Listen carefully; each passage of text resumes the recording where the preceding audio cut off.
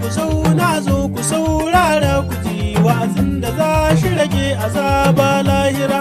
Kowa ka zaluntar halitta ta yi duka da sani azaba na jiran sha lahira.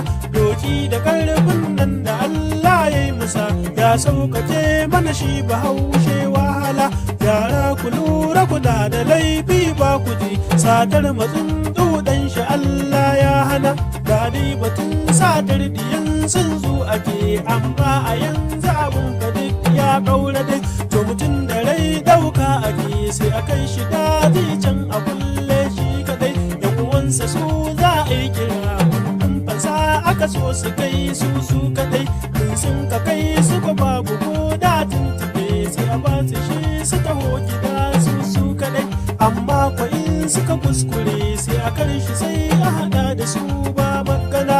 Kuma gwamnatin tana gani kuma ta kiti sai ka ce kurame ne kasar ba magana. Shugaban kasa gwamna hada sannata dukkanin su na ji kuma sun fi su magana. Yan majalisa har ministocin kasa dukkanin su na ta gani ko ba sa magana. Ga malamai a kasar mu har da sarakuna su ma su na ta gani amma ba magana. Wayya ake san tallaka ya zamo cikin halin wuya shi kadai. Su masu mulki na a can bila duka sai shakatawa can suke su kadai.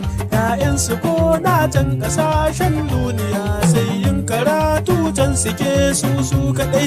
‘Ya'yan talakawa kwananan sun tsaya sai shaye-shayen su suke su kadai. Allahu kai ke agaji da bawa al'ummar musulmai bai daya. Mata mazan duka duniya manya da yara gaba daya.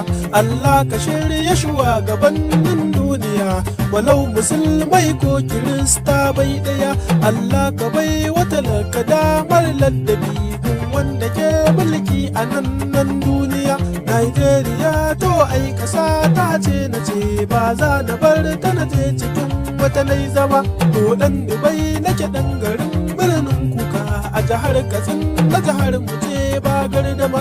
Tara gare mu kuna gani amma tsoro kuma ba ya zo wayi zama. Inde akai batun kunya ai ta mu ce shin ko akwai wani wanda zai mun gardama. To dan Dubai nan zan tsaya in na yi laifi uzuri za ku yi min. Dan adam shi ajazi yake laifuka sun mai yawa kuma bai gani. Ina yi fatan kai rugun duka al'umma to jama'a sai anjima. 091 3201 7777 Dan Dubai mai waka.